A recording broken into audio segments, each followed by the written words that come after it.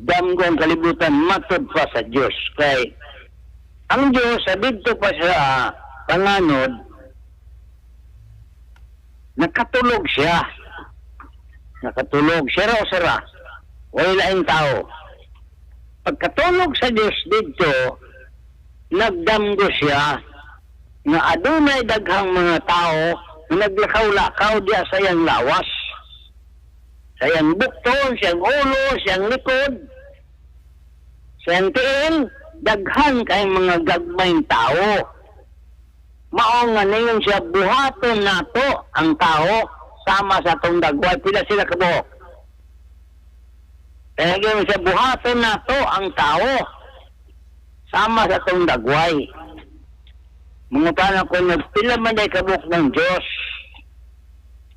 nga akong nakita Diyos usaraman siya raman usara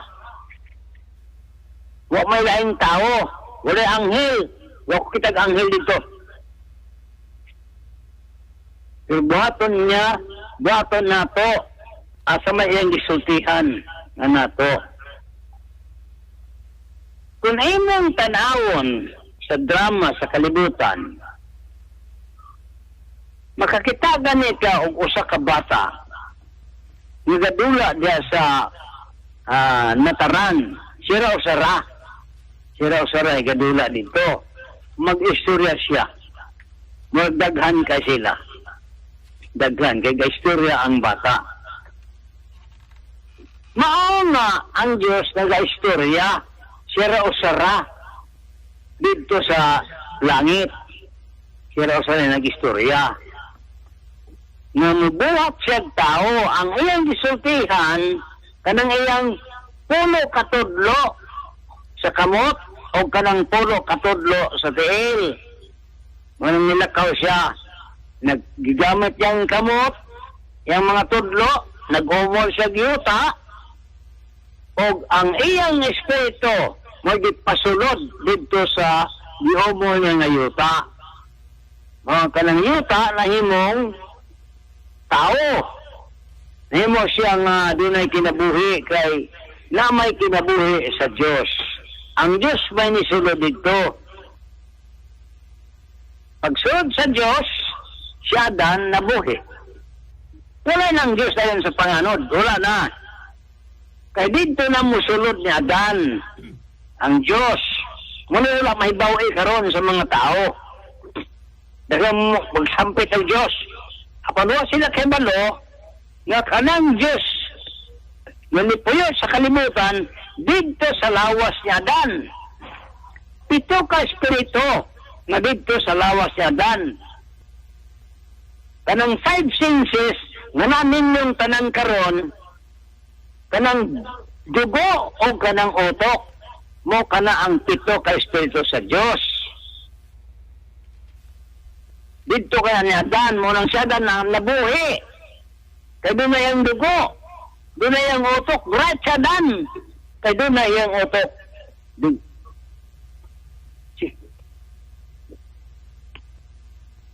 mo ka na mga kaigsuunan ang sikrito na akong ipahibalo ka ninyo ay huwag nasayod ani huwag nasayod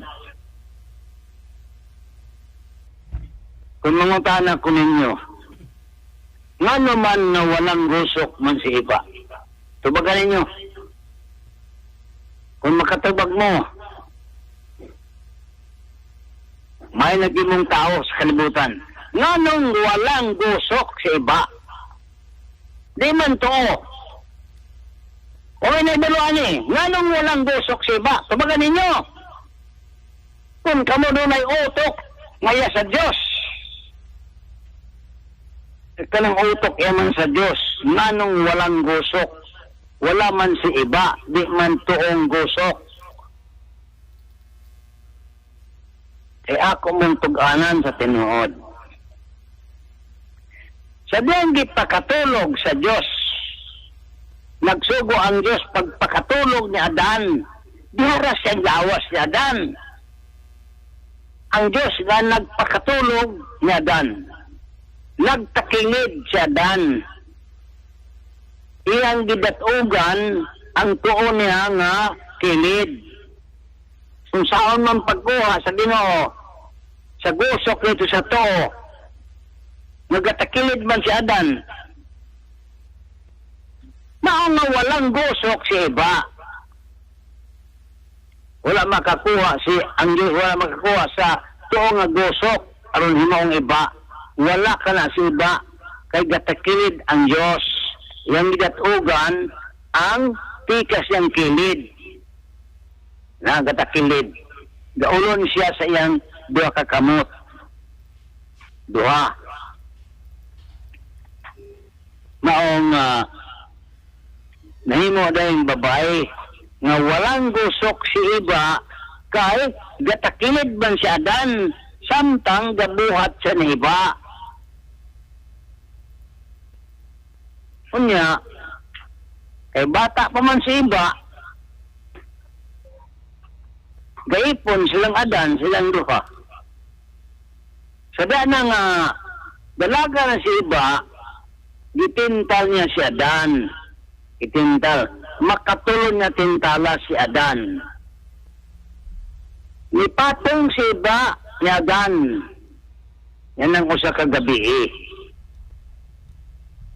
Mga waman si Adan mag-ambat ni Eva nga nipatong sa iyang lawas kay gahigda siya hayang man si Adan. Waman siya ambat kay ang huna-una Diyos man ang nasa iyang utok.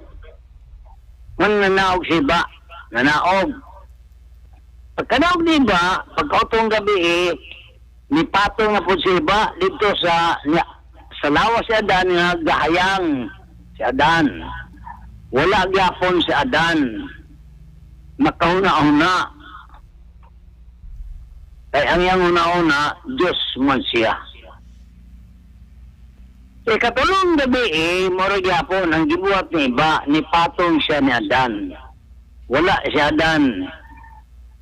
Mag-ambat ni Eva. Mao nang pagnaog ni Eva sa ikatulok ka panahon, nagpalayo na siya ni Adan. Nagpalayo. Mao nga wala naman si Adan maulon sa iyang bukton. Si Adan na po'y niadto ni Eva nagkuhit-kuhit. Ni Adan. Kung buot ka mong masayod ani karong adlawa, wala di babae nga mangulitawo. Manalaga siya sa mga lalaki. Wala. Lalaki lang kay si Adan mangulitawo dito ni Eva. Si Eva nang luod na. Nung si Adan, nung kuit-kuit dito. O diya dayon matingkal si Eva. Nikaon man si Eva sa mansanas. Wa man si Adan mo kaon sa mansanas. Si Eva rin nikaon sa mansanas. Anong uban yung si Adan ko nikaon sa mansanas? Wala. Kayang mansanas, si Adan mo may ikaw na Eva.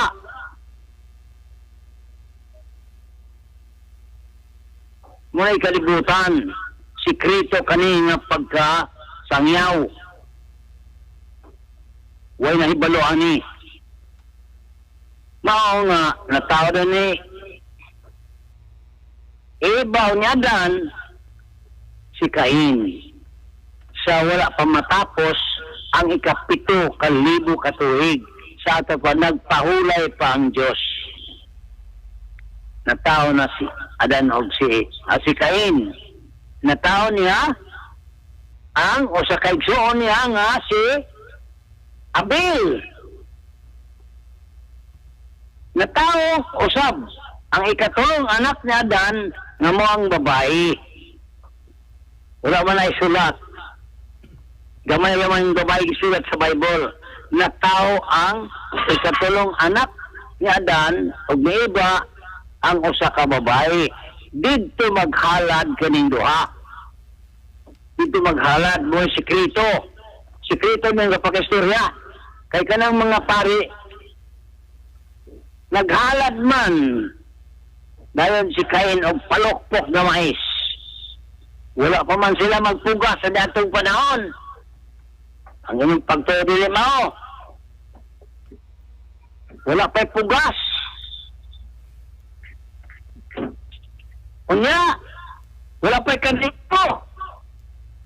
Ngayon kahalad man si Abel o karnero nga wapa may karnero.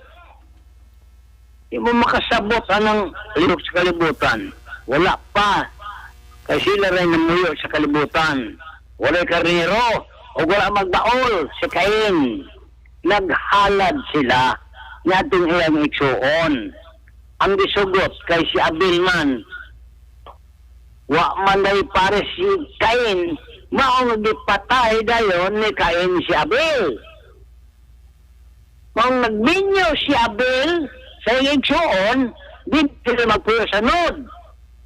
Nagdaghan sila dito, nagdaghan.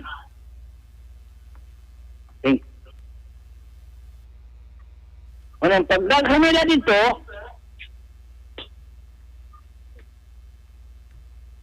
mga babae ang anak ni Cain.